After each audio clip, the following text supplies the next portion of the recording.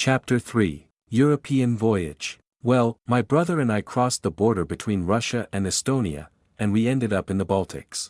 I never thought I'd be there. My dad had told me many times about his time in the tank forces, with the Lithuanians. It was our turn to wait for the customs check, and we wandered around the building and its surroundings. Thankfully, the Lithuanians are not Russians, they did not threaten us with anything, did not forbid us to smile or laugh, did not make angry faces when they looked at us, as was the custom among the Russians. I did not see anything like that. All I saw was a huge queue of Ukrainians trying to cross the border, just like us, and foreigners from other buses who were also going through passport control. One of these buses was going through customs ahead of us. Among its passengers was a resident of the former Yugoslavia, who seemed to be a very pleasant conversationalist. He told me about the ethnic tensions between Albanians, Serbs, and Croats. I don't remember the exact details, but I remember his story about how at one of the weddings in his hometown, armed men drove up to the church and shot the newlyweds and guests due to interethnic reasons. Yes, it's the same all over the world, violence, robberies, and so on.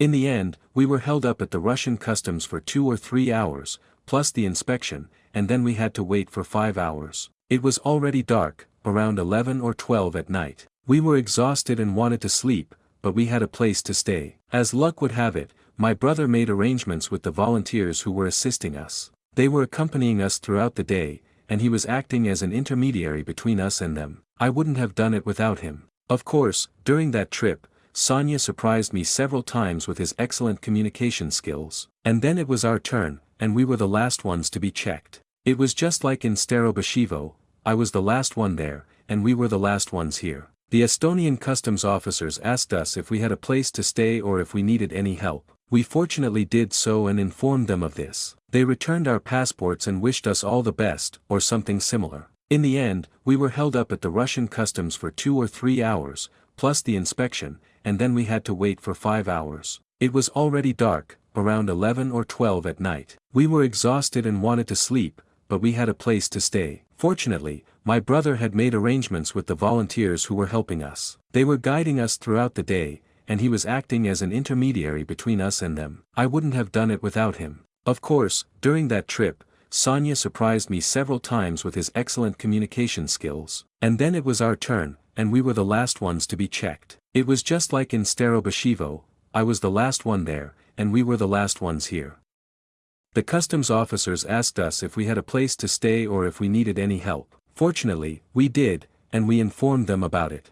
They returned our passports and wished us all the best, or something similar. Now imagine our feelings, how glad we were when we finally realized that we had reached Europe. We left the customs building. After walking a bit, I said to my brother, "Well, congratulations, Sanik, we did it. We are in Europe." We embraced, my brother laughed as usual in a friendly way, and my heart felt good. There was a square with monuments around us, and a paved road. Sonia started looking at the map, and said that our place to stay overnight is nearby. We didn't take a taxi, but walked instead. Personally, I found the city of Narva somewhat ghostly, even heavy, and in some places even sinister. On one side, there were old houses with beautiful architecture, and on the other, typical Soviet high-rise buildings. Maybe they weren't as depressing as the ones in Mariupol before its destruction, but it was kind of a mess. We walked down a street, then through a park, and then somewhere else, until we finally arrived at a house for the poor or something like that. There was a room waiting for us, and a strange-looking man greeted us. He showed us around and explained everything he could in his own language,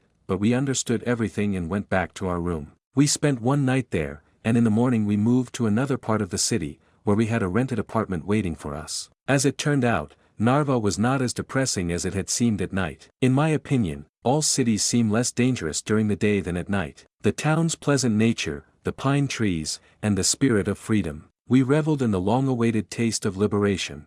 We came to the right address. I liked the area, wrote the owner on the spot, and soon she appeared. She told us in Russian how everything is arranged in the apartment, explained where nearby supermarkets were, where to leave the key after spending the night, and after she left. She's a good woman, thank her. Her apartment turned out to be very spacious, especially the foyer. It was located on the ground floor, and inside it was visible that the dwelling was still from Soviet times, at most from the early years of Estonia's independence from the USSR. But my brother and I liked it. After leaving our things in the car, we went to the nearest supermarket to get some food for the evening, as we had already bought tickets to Riga for the next morning. There were 2 or 3 large supermarkets nearby, and since I had been a vegetarian for several years at that time, I went around them looking for suitable snacks, while my brother bought meat and something to go with it. I don't remember exactly what it was, but most likely it was more meat. It doesn't matter. In the end, I bought pasta with spinach for almost €5. Yes, friends,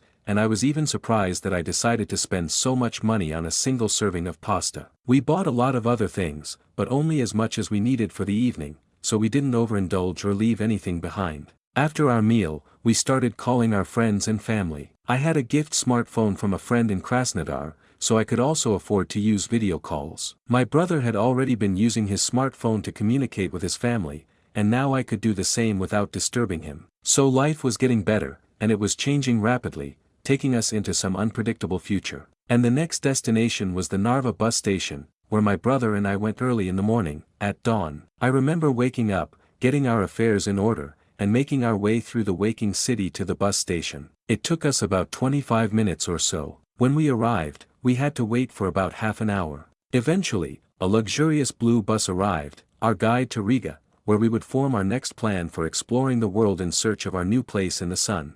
And this very sun greeted us with its dawn rays, delighting our eyes and lifting our spirits, as we soared like birds in the new world, driven by freedom. Our bus set off and took us on a beautiful road with a wonderful view from the window, until we finally arrived in Latvia. There, while waiting for our next bus, we had to take a ferry across the sea to Germany. While we were waiting at the train station in Riga, my brother struck up a conversation with a large seagull. The seagull was a large, greedy, and arrogant bird. She was claiming her brother's food. We didn't know at the time that these seagulls could snatch food right out of your hands, so we had to be careful not to get hurt by their strong talons and long beaks. Later, when I lived in Holland, I saw these birds tearing up street bags of garbage like stray dogs and turning neighborhoods into garbage dumps, fighting over the garbage, and almost attacking people if they saw someone carrying food. And so my brother decided to feed one such a seagull, but carefully, because the size of the bird and its beak were impressive, and its behavior was alarming. After all, it had an impressive size. It wasn't a pelican, of course,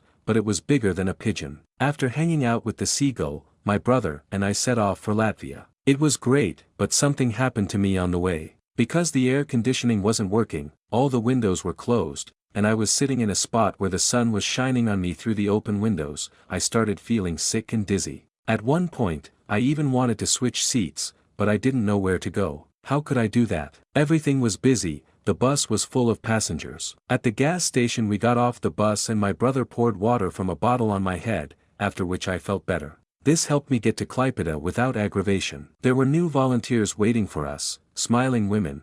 They put us in their big cars and took us to the seaport. It was clear that my brother and I were far from the first people they had helped, and certainly not the last. There were other refugees in the cars with us, mostly women, so the cars were full. The girls driving the cars were very helpful and kind, and I am grateful to them. My brother and I are grateful to everyone who helped us and others like us, forced refugees. It was an unexpected adventure. They took us to the port, from where there was a ferry to Germany that was supposed to sail. I remember those moments. The sun was shining, it was warm, it was gorgeous all around, people were waiting for the ferry, just like me and my brother.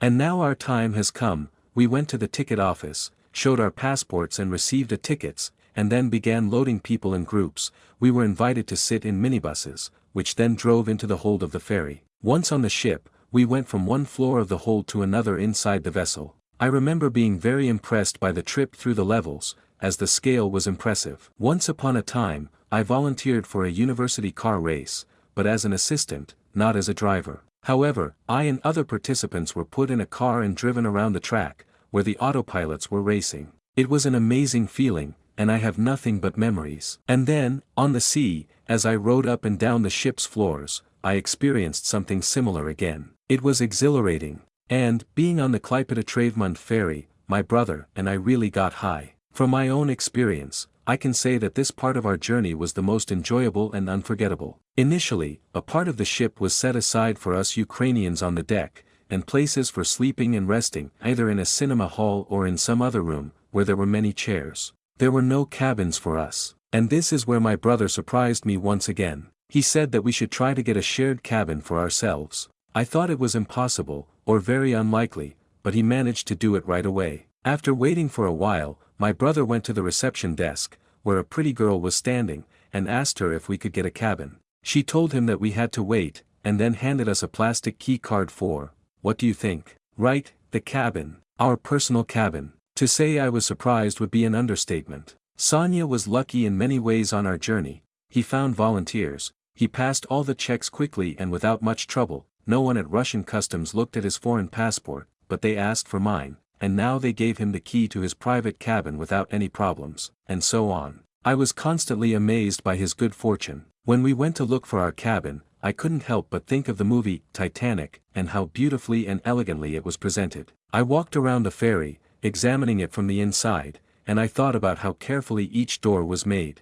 Window, railings, paths, corridors, and everything else. At the same time, I imagined how easy it would be to break something on this ferry if it suddenly started to sink and the Baltic Sea swallowed up all this beauty. It would be a shame, because the ferry is so luxurious. It was like being in the shoes of a wealthy person who could afford a luxury cruise. It's a fun feeling. It's like getting into character. But let me return to the description of the ferry. I really liked the cabins, comfortable, cozy, with a warm, calm light inside, with a shower, and atmospheric. As it turned out later, there were additional upper beds, but my brother and I didn't realize that at the time. There was also a table and drawers in the room. From a hellish place called Mariupol, where everything was destroyed and people were killed, to finally reach a civilization where you are not oppressed or humiliated, where you are treated as an equal, and where you are even provided with a comfortable private cabin for a comfortable voyage, without any additional costs. Isn't this a human approach? That's right, it's right in relation to people, it's right in relation to conscience. When we settled in, we went out for a walk around the ship, to look at the sea, at the sunset, at the beauty of the sea surface and the alluring horizon. The sea water was foaming from the rotating fans, and the endless water surface stretched out 360 degrees. At some point, the ferry entered one of the passing ports, and it also passed by Norway, where we were able to see the distant lands, like some kind of explorers. And all of this was followed by one another, leaving new impressions in our hearts and memories. It was as if we were pioneers, explorers of the world, opening doors to new realms. I never thought I'd be on a ferry myself, traveling from one country to another. After taking pictures with my brother against the background of the sea, we walked around the ferry a little more and then went back to the cabin, and then it was time for dinner. According to the rule, Ukrainians were supposed to have 2 meals, or 4, I don't remember exactly now. And everything is free. The restaurant on the ferry was chic and very elegant. And the food there was delicious. I remember how Sonia and I gathered everything for ourselves, sat down at the table, and enjoyed ourselves wholeheartedly. Even clinked glasses. Those were wonderful moments. Around people were sitting, eating, enjoying swimming, delicious food, music in the hall, soft seats, and a pleasant atmosphere. So we sailed for another day until we arrived in Germany, where we were put into a car as a group at the port and, after driving through the cargo sector of the port, we met a man who accompanied us to the exit of the port building and to the stop opposite, where buses departed. Sasha and I went to Lübeck, to the railway station. Arriving there, I purchased tickets to Holland, and already after that I wrote to my friend in The Hague, what number and at what time we will arrive. This was the same friend with whom I corresponded while still in Hraniten. Almost immediately we received an affirmative answer from him, and that same evening we were at the Hamburg station, where after a long wait we boarded the train. With ourselves we even had some food from the ferry, butter, jam, buns. All this time we tried to keep in touch with our friends and family. Our younger brother by that time had already safely reached the city he needed and settled with his cousin. In the end, he will stay at home and get a Russian passport in time, but we did not plan to return to Russia. But I'll get back to Germany. Our train arrived in Venlo, and then we had to change trains in The Hague. We were supposed to arrive in Holland the next morning, but we boarded the train at night. In Germany, as well as in other European countries, there is a funny thing about trains. When they stop at a station, in order to get off the train, you need to press a special button inside the carriage, which sends a signal to open the doors. However, we mistakenly failed to do this and passed our station. As a result, we had to get off at the next station, change trains, and return to the previous station. This was a silly mistake due to our ignorance. After finally boarding our train, we departed for The Hague, the final assembly point. I remember my first impressions of the Netherlands. there were plains everywhere, fields, beautiful houses, and windmills. I always imagined Holland as a tulip country. This is the image of it in the media. And in fact, it was. Even now I am writing this book from a place where there are tulip fields all around in the summer. I liked Holland right away, and I didn't know then that I would live there for several years. But it's definitely a good country, and I love it for many reasons. So, we have arrived. The Hague, May 2022. At Den Haag HS station, we are greeted by a young, fair-haired, pleasant-looking young man named Arseny.